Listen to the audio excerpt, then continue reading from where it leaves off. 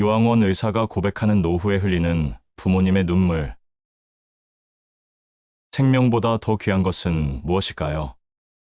노후가 되면 나 자신과 내 소유를 위해 살아온 모든 것들은 다 없어집니다.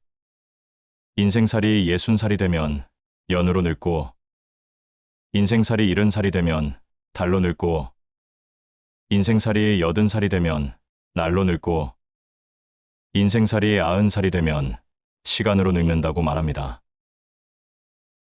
오늘은 요양병원에서 근무하는 의사 선생님이 고백한 글을 소개할까 합니다.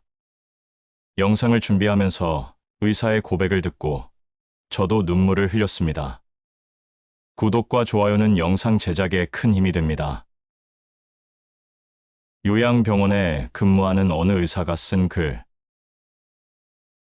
요양병원에 면회 와서 서 있는 가족의 위치를 보면 촌수가 딱 나온다.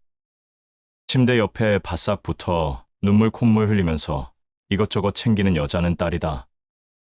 그 옆에 뻘쭘하게 서 있는 남자는 사위다. 문간쯤에 서서 먼 산 바라보고 있는 사내는 아들이다.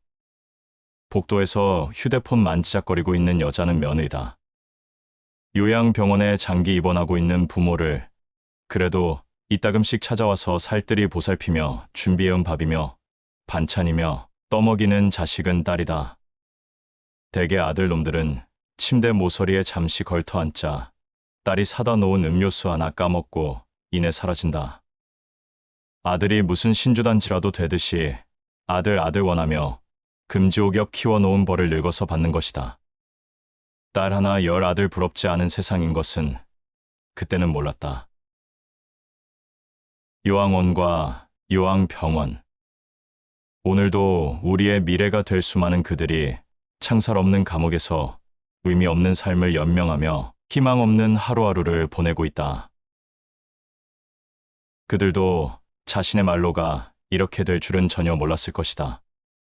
자신과는 절대 상관없는 이야기라고 믿고 싶겠지만 그것은 희망사항일 뿐 결코 남의 이야기가 아니다.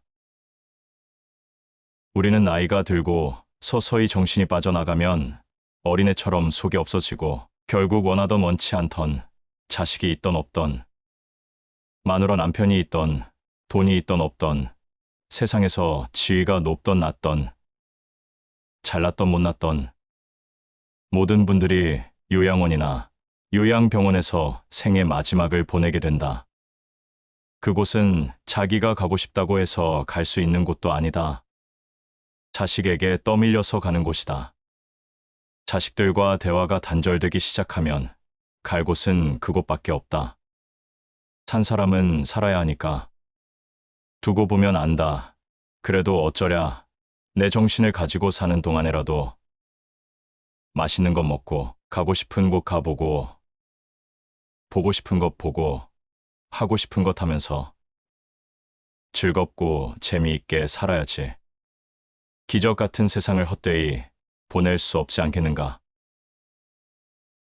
마지막 인사. 몇 년 전의 일이다. 나와 같은 병실에 80세가 넘으신 할아버지가 계셨다. 할아버지는 병이 깊었다. 할머니가 성경을 읽으며 지극정성으로 할아버지 곁을 지켰다. 아침 저녁으로 할아버지 가족들이 병실을 다녀갔다. 네 아버지 이번엔 못 일어나신다. 이젠 화장실 걸음도 못 하신다. 조금 전에도 의사가 호스로 오줌 빼주고 갔다. 할머니는 눈물을 글썽이며 아들에게 말했다. 아들은 아무 말이 없었다. 그날 저녁 할아버지 막내딸이 병실로 찾아왔다. 지방에서 올라온 막내딸은 할아버지 손을 잡고 한참을 울었다. 할아버지는 말없이 눈물만 흘렸다. 막내딸은 3일 동안 할머니와 함께 병실에서 잠을 잤다. 아빠, 나 이제 가봐야 하거든. 아빠하고 같이 있고 싶은데 그럴 수가 없어. 김서방 출근도 시켜야 하고 아이들 학교도 보내야 해.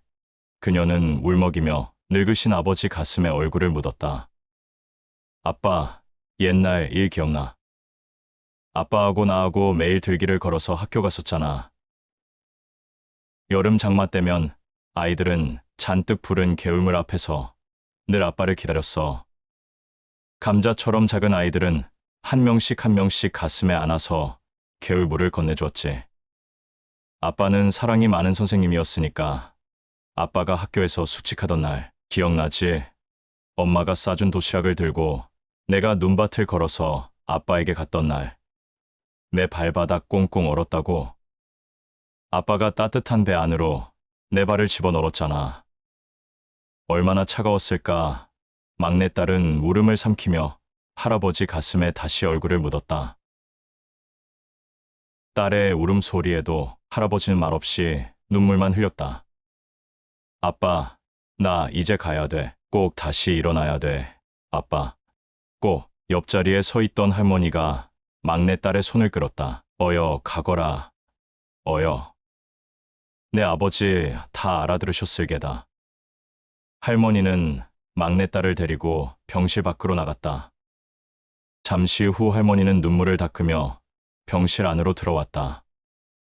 조금 전에 나간 아이가 우리 막내딸이라오. 아버지 사랑을 많이 받고 자랐지요. 응석바지로 자라 지금도 아빠, 아빠 하잖아요. 이제 지 아버지 눈이나 감으면 와야지 뭐. 아버지를 끔찍히 좋아했는데 아버지 얼굴을 마지막으로 본다고 생각하니 얼마나 슬펐을까. 바로 그때 할아버지 목소리가 들려왔다. 임자, 임자. 할아버지는 가쁜 숨을 몰아쉬며 일으켜 달라고 했다. 할머니와 나의 부축을 받으며 할아버지는 한 걸음 한 걸음 창가 쪽으로 걸어갔다. 할아버지는 힘겨운 숨을 고르며 창밖을 살폈다. 창문 밖 멀지 않는 곳에 정문 쪽으로 걸어가는 막내딸의 뒷모습이 보였다. 할아버지는 오른팔을 들었다. 딸의 뒷모습을 어루만지듯 할아버지는 유리창을 쓰다듬었다. 딸을 향해 마지막 인사를 하는 할아버지의 눈가로 눈물이 가만 흘러내렸다.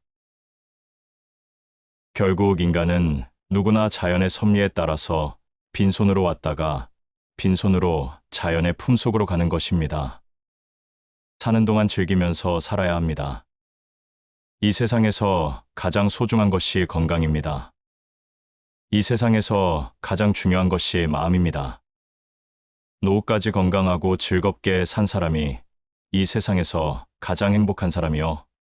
가장 세상을 잘 살아온 사람입니다.